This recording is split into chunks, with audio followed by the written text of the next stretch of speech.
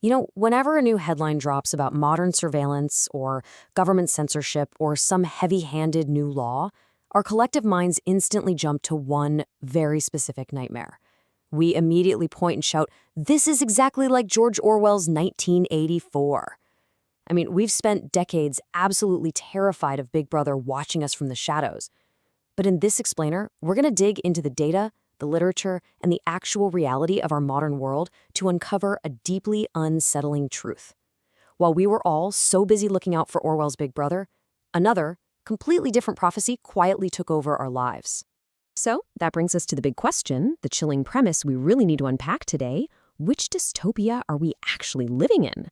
Are we living under the heavy boot of authoritarian control? Or are we trapped in a gilded cage of our own making? To figure this out, we have to explore the ultimate psychological clash between the two greatest dystopian prophets of the 20th century, George Orwell and Aldous Huxley. It's literally the ultimate showdown. These two masterpieces perfectly mirror our deepest societal fears, yet they approach them from completely opposite directions. They both foresaw a future where humanity loses its freedom, sure, but the actual mechanics of how that freedom is stolen, it couldn't be more different. Let's break down the fundamental DNA of these two divergent nightmares. Okay, let's start with Orwell. Written back in 1948, 1984 paints a bleak, genuinely terrifying picture of a totalitarian state. In Orwell's vision, the government maintains absolute control through pure fear, pain, and deprivation. You are kept in line by the strict limitation of your choices. History, it's actively rewritten by the Ministry of Truth. And if you dare to step out of line, you're threatened with physical torture in the infamous Room 101. It's a dark world of banned books, rationed information, and the absolute death of privacy. Basically, Orwell's ultimate fear was that the things we hate will eventually ruin us. But then, rewind 16 years to 1932, and Aldous Huxley introduced a far more insidious vision. In his book, Brave New World, there are no secret police, there are no torture chambers, and there is no Big Brother. Why? Well, because the citizens are so absolutely flooded with pleasure, consumerism, and genetically engineered happiness that they actually love their servitude. They're kept in this perpetual state of infantile bliss through endless entertainment and a side-effect-free narcotic. See, Orwell feared those who would ban books, but Huxley feared there would be no reason to ban a book at all, because no one would even want to read one. So, the crucial point here is this deep psychological dichotomy: control through pain versus control through pleasure. Orwell believed the state would keep us down by inflicting suffering, while Huxley believed the system would keep us compliant by infinitely satisfying our base desires. One operates through deprivation, and the other, it's a prison we cheerfully build for ourselves. Which brings us to our next section, the information war, censorship versus drowning. This really gets to the core philosophical difference in our modern digital era. In Orwell's world, information is this scarce, highly precious resource. Inconvenient facts are literally burned down a memory hole. But take a look around at our world today. Is our access to information restricted?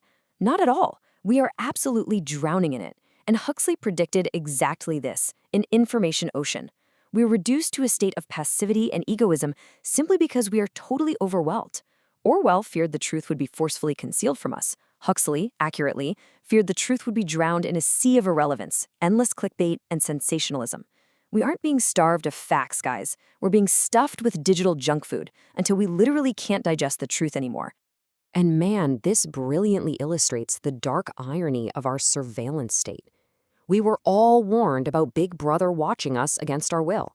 Yet, the reality of modern surveillance is something far stranger. We didn't need a dictator to force tracking devices upon us. No way. We literally queued up around the block to buy them ourselves, and we willingly carry them around in our pockets every single day. Talk about a plot twist. Think about it. Orwell imagined a telescreen bolted to your living room wall, watching your every move completely against your will.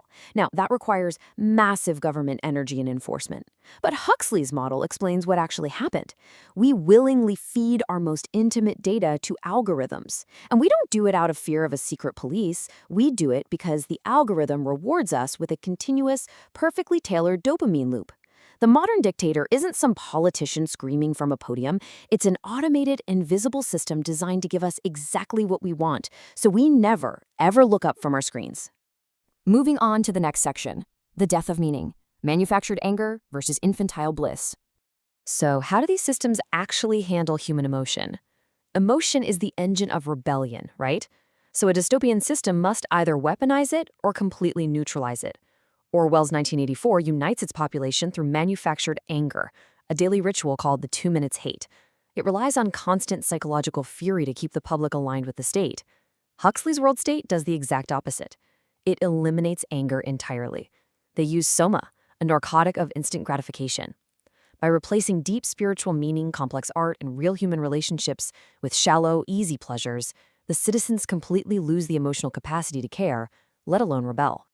Just look at the symptoms of our modern culture around us. First off, we are constantly, relentlessly overwhelmed by trivial data. Second, highly sensationalized news keeps us in a constant, absolutely exhausting state of high alert. And finally, endless distraction. Because when every single moment is filled with a scroll, a society completely loses its appetite for freedom. The cultural critic Neil Postman perfectly synthesized this historical shift.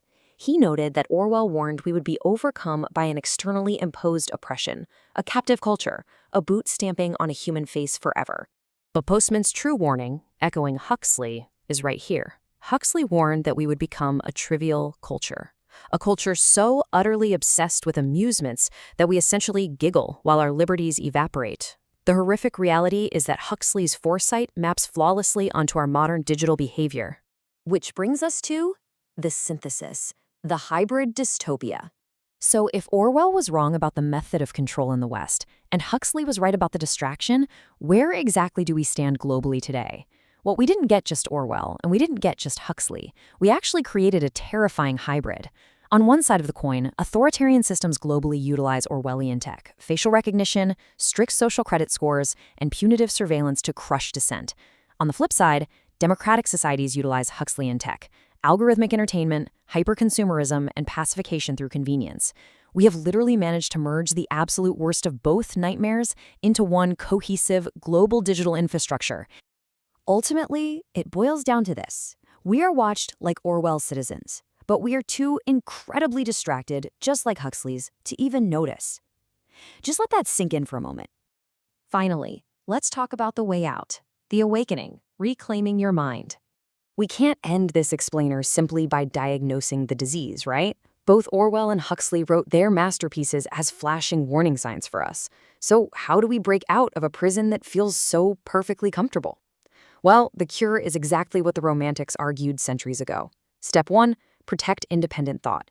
You absolutely must actively carve out time away from the algorithm.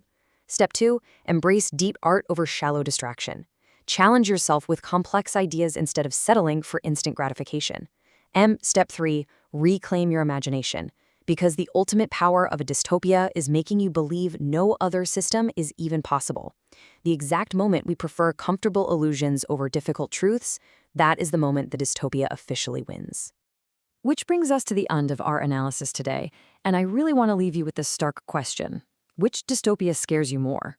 Is it Orwell's boot on a human face, or is it Huxley's gilded cage of endless entertainment? Take a moment to reflect on your own everyday life. Look at that screen in your hand right now and ask yourself, who is really in control? Keep thinking deeply, guys, and I'll see you in the next explainer.